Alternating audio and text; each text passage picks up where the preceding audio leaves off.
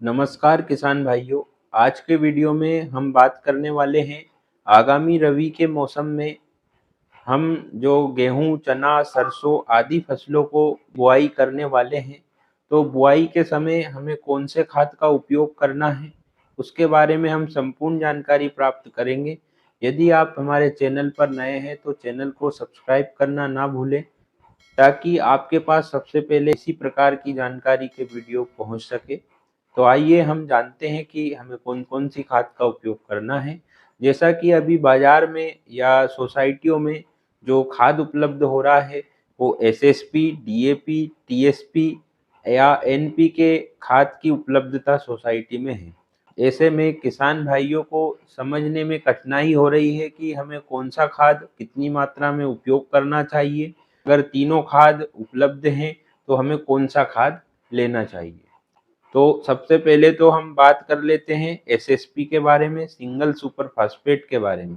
यदि हमारे पास single super phosphate का ऑप्शन अवेलेबल है तो इसमें कौन कौन से पोषक तत्व उपलब्ध होते हैं। तो सिंगल सुपर फास्फेट में नाइट्रोजन की मात्रा 0% होती है, फास्फोरस की मात्रा 16% और पोटास की मात्रा 0% पाई जाती है।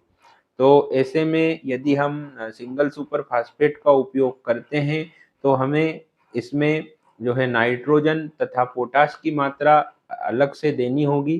तो यदि हम सिंगल सुपर फास्फेट का उपयोग कर रहे हैं तो 3 बैग सिंगल सुपर फास्फेट के साथ आधा बैग जो है हमें जो यूरिया का देना होगा, जिससे हमें यूरिया की भी पूर्ति हो जाएगी। और साथ ही इसमें MOP, muriate of potash, potassium के लिए हमें इसमें 16 किलोग्राम एमओपी की आवश्यकता पड़ेगी। तो इस प्रकार से हमें तीनों पोषक तत्वों की हमें पूर्ति हो जाएगी। अब इसके स्थान पर यदि हमें टीएसपी मिल रहा है तो टीएसपी में 46% फास्फोरस होता है, नाइट्रोजन और पोटाश इसमें 0% तक पाया जाता है। तो इसमें कैल्शियम की मात्रा भी होती है, साथ ही 15% कैल्शियम भी पाया जाता है। तो यदि इससे हम पूर्ति कर रहे हैं बुआई के समय, गेहूं हो, चना हो या सरसों, तीनों फसलों में आपको 1 बैग टीएसपी का देना है और साथ ही आधा बैग यूरिया का भी इसमें मिलाना है। और इसमें भी पोटेशियम नहीं है तो 16 किलोग्राम प्रति एकड़ की दर से आपको पोटेशियम का उपयोग करना है। एमओपी से ये आपको मिल जाएगा। अब हम अगली बात करते हैं एनपीके के बारे में। एनपीके में आपको 2 तरह की खाद अवेलेबल है, 12-32-16 और साथ ही 20-20-0-13। तो 12-32-16 में नाइट्रोजन की मात्रा 12%, फास्फोरस 32% और पोटाश की मात्रा 16% पाई जाती है। इसमें तीनों पोषक तत्व संतुलित मात्रा में उपलब्ध है। यदि आपको चारों खादों में से यदि कोई आपको मिले, अगर 12-32-16, तो आप उसका उपयोग आवश्यक रूप से करें, क्योंकि इसमें एक कॉम्बिनेशन के रूप में आते हैं तीनों पोषक तत्व। तो इससे वो जड़ों तक समान रूप से पहुंच पाते हैं। बाकी में यदि हम जो खाद अलग से मिलाते हैं, जैसे यूरिया मिलाते हैं और पोटाश मिलाते हैं, तो वो जो है एक साथ जड़ों को उपलब्ध नहीं हो पाते और उसका इतना अच्छा रिजल्ट हमें नहीं मिल पाता है। तो इसलिए यदि आपको 12-32-16 मिले तो आप उसी को प्रेफर करना। तो 12-32-16 में हम मात्रा देख लें तो 1.5 बैग हमें 12-32-16 के लगेंगे। इसमें जो यूरिया की इसमें आवश्यकता नहीं पड़ेगी और साथ ही इसमें एमओपी, म्यूरेट ऑफ पोटाश जो है उसके आपको 16 इसमें 16 किलोग्राम ना देते हुए, क्योंकि इसमें पोटाश भी है, तो 6 से 7 किलोग्राम पोटाश की आवश्यकता प्रति एकड़ की दर से लगेगी। 20-20-0-13 एनपीके में ही 20-20-0-13 का उपलब्धता हो रही है।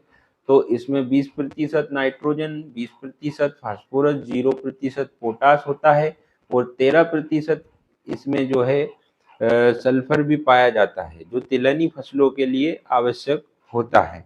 तो इसमें यदि आप देना चाहें 20-20-0-13 से, तो 2 बैग आपको 20-20-0-13 के देने होंगे। साथ ही इसमें आपको पोटाश की 16 किलोग्राम मात्रा का उपयोग करना होगा। अब हम बात कर लेते हैं डीएपी की। अगर डीएपी में 18% डीएपी में 18% नाइट्रोजन, 46% फास्फोरस होता है, और इसमें पोटेशियम नहीं होता है। इसमें नाइट्रोजन के लिए तो देने की आवश्यकता नहीं है, परंतु पोटाश इसमें भी 16 किलोग्राम प्रति एकड़ की दर से हमें देना होगा। अब पोटाश किसान भाई अक्सर भूल जाते हैं या उपयोग ही नहीं करते हैं। पोटेशियम की खासियत यह है कि इससे पौधे में रोग प्रतिरोधक क्षमता बढ़ती है। पौधे के जो रंध्र होते हैं स्टोमेटा, उनके खुलने या बंद होने की प्रक्रिया इसी से कंट्रोल होती है।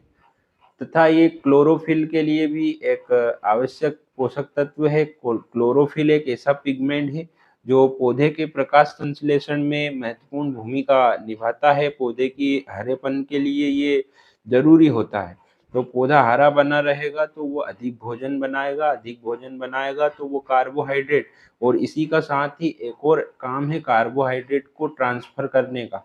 ये जैसे ही कार्बोहाइड्रेट बनाएगा तो उसको बीज तक उसको ट्रांसफर करने का काम जो है पोटाश के माध्यम से होगा। और पौधों में ये जो है अगर सूखा के प्रति सहनशील भी बनाता है, और कीट और रोग के प्रति उनको मजबूत, उनसे लड़ने की क्षमता भी प्रदान करता है। तो पोटाश देना ना भूलें। और इससे सबसे महत्वपूर्ण कार्य है दाने की चमक बढ़ती है। और कंद वाली फसलें जैसे प्याज, लहसुन या फिर आलू हुआ, उनके लिए तो पोटाश बहुत ही आवश्यक है। तो आप पोटाश का उपयोग जरूर करें, और जो मैंने मात्रा बताई है उस मात्रा में आप उपयोग कर सकते हैं। और ये जानकारी आपको पसंद आती है तो आप वीडियो को लाइक तथा चैनल को सब्सक्राइब जरूर करें। और अगर इससे संबंधित आपका कोई भी सवाल है तो आप कमेंट में पूछ सकते हैं। इसी के साथ धन्यवाद। जय हिंद।